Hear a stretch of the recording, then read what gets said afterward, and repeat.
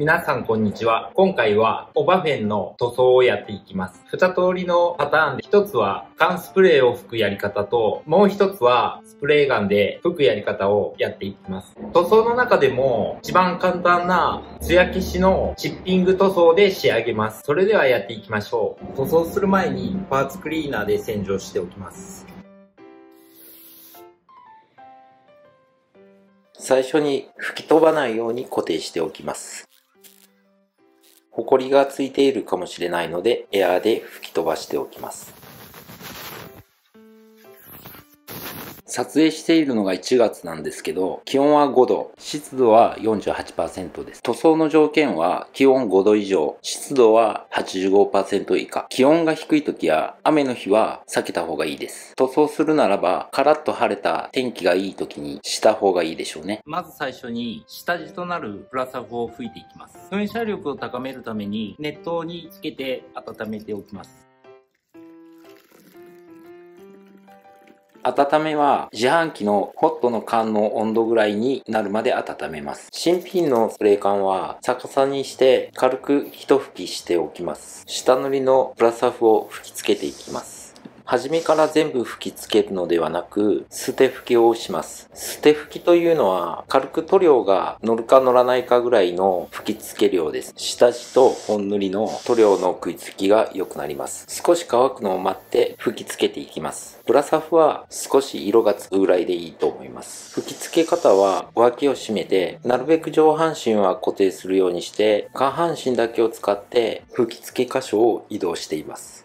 ここで重要になってくるのが移動速度なんですけど、ゆっくり移動したり、滞留時間が長いと垂れの原因になります。ですので、吹きつけていく速度の感覚を覚えるといいでしょう。それから対象物とスプレーとの間合いですね。缶が温まっていた時は噴射力が高かったんですけど、スプレー缶がぬるくなってくると噴射の圧力が落ちます。ですので、今間合いを詰めて吹いていますね。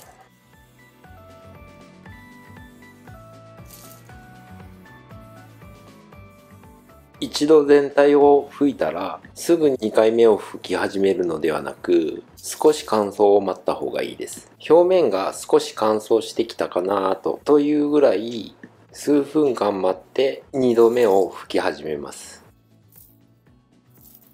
プラサフが乾いたので次の工程に移ります。スプレーガンとホースとコンプレッサーを用意します。このコンプレッサーはオイル式です。塗装の場合はオイルレスが向いていますが、オイル式でもフィルターを設置すれば塗装でも大丈夫です。ですが DIY なので私は細かいこと気にしないのでこのまま吹きます。常圧でコンマ45メガパスカルにしてありますが、これはホースやガンの大きさによって圧が変わるので使用に見合った圧力に設定する必要があります。次に密着ロンを用意します。密着ロンは 1,2 回さらっと吹くだけなのでこの量でいいと思います。なるべく薄く吹いていきます。薄い方が密着の効果が上がりやすいです。少し乾くのを待ってもう1回吹きます。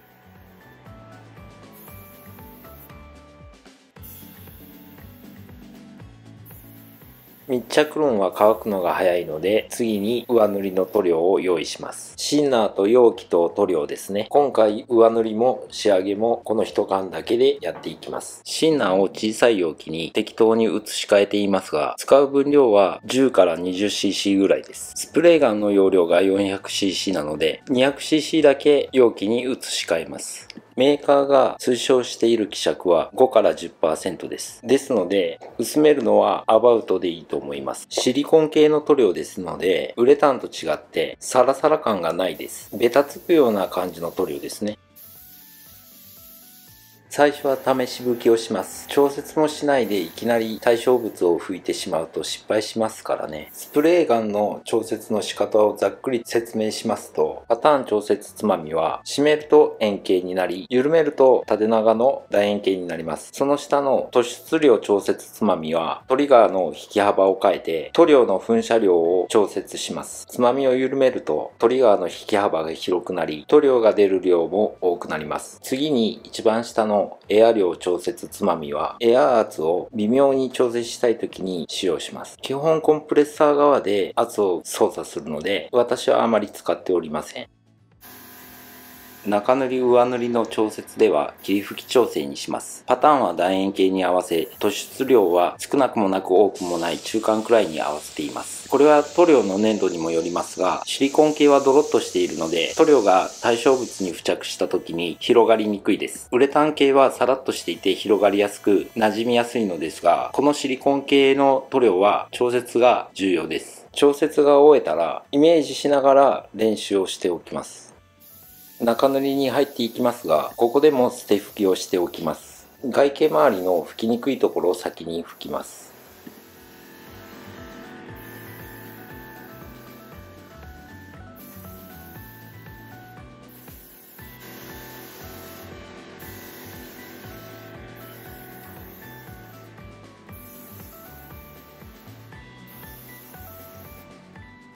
弾いてなければ少し乾燥させて1回目を拭いていきます。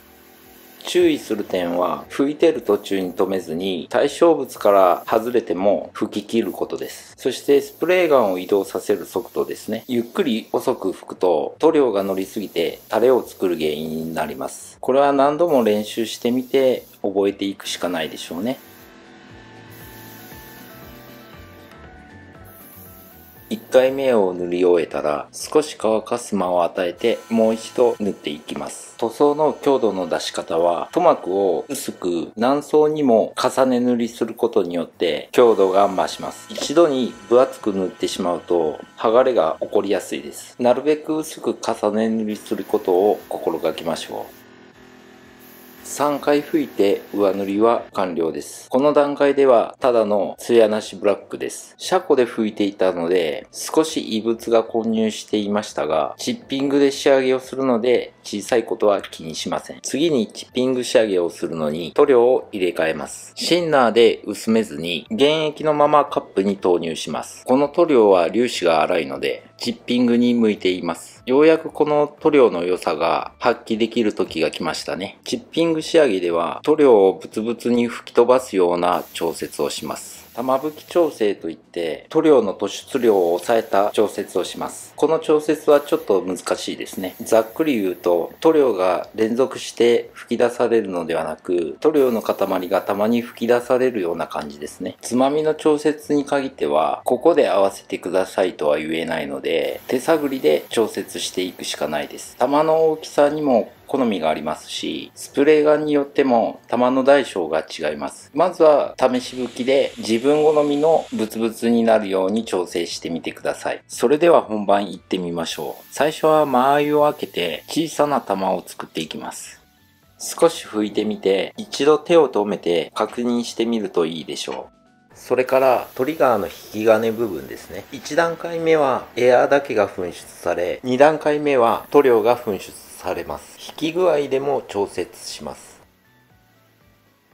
ブツブツ感がどれぐらいなのか把握したら、少しずつ距離を詰めて玉が大きくなるように吹いてみます。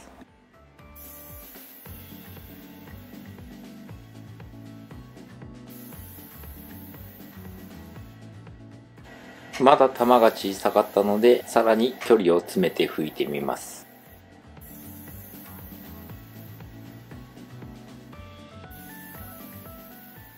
編集でカットしていますが、連続で拭いているように見えますが、少し乾かしては再度吹きつけるということを何回も繰り返しています。この艶なしでチッピング仕上げという塗装はムラにもなりにくく、異物が混入していてもごまかしが効きますね。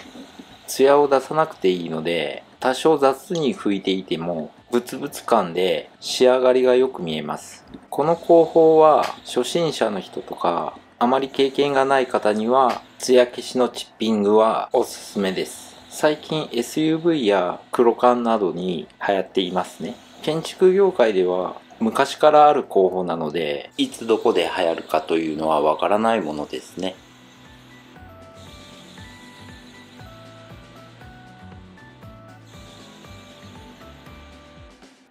少し画質が悪いので、映像ではわかりにくいかもしれませんが、徐々にブツブツ感が出てきました。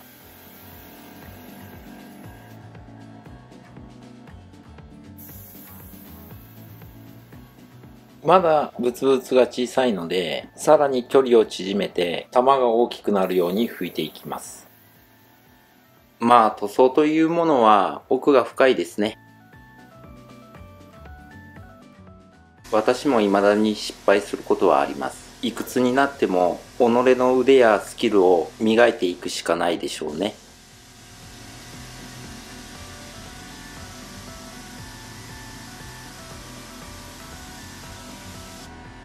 ある程度自分の納得いく仕上がりになったので、これで塗装は終了します。吹き付けた直後の映像なので、乾燥してないので少しツヤがありますね。塗装してから完全に乾燥させる期間はですね、だいたい2週間から3週間ぐらい触らずに放置した方がいいです。シンナーが完全に抜けるまでは触らず放置しておきましょう。完全乾燥を確認したら固定を外してビス止めの加工をしていきます。ビスの締め付けは電動工具は使わずドライバーで締め付けていきます。締め付けだけで不安な方は接着剤をつけるといいでしょうね。締め付ける際にパテが割れないように注意して締め付けてください。裏に向けてビスのネジ山をサンダーで切断していきます。この切断したことによって両面テープが留めれるようになりますね。このブツブツより大きくしたいという方はスプレーガンを大きいのを使った方がいいと思います。それから最後に洗車のことなんですけど、ツヤなし塗装の場合はゴシゴシ洗うとツヤが出てくるのでさらっと洗うようにした方がいいと思います。はい、仕上げが終わりましたので、取り付け方はこちらの過去動画で説明していますので参考にしてみてください。今回缶スプレーと吹き付けガンの2通りの塗装をしましたが、コンプレッサーと吹き付けガンがない方はオール缶スプレーでもやり方次第でできると思います。このバンパーはオール缶スプレーで塗装しています。一回こっきりの DIY でしたらコンプレッサーは高いので缶スプレーの方が安く済むと思います。そして今回使用したプラサフと密着ロンと上塗りのシリコン塗料ですね。このシリコンは建築用ですが、汎用性、耐久性、値段が安い、チッピング塗装に向いているという理由からこの塗料を使用しています。このオーバーフェンは2年ほど前に同じ塗料で塗装しています。0.7 リッター缶でオーバーフェンを全部塗っても十分余るくらいです。お近くのホームセンターなどに2000円ほどで売られているのでコスパがいいのでおすすめです。DIY を楽しみながら自分だけのオリジナルパーツを作ってみてはいかがでしょうか。オバフェン制作3部構成で長くなりましたが、最後までご視聴ありがとうございました。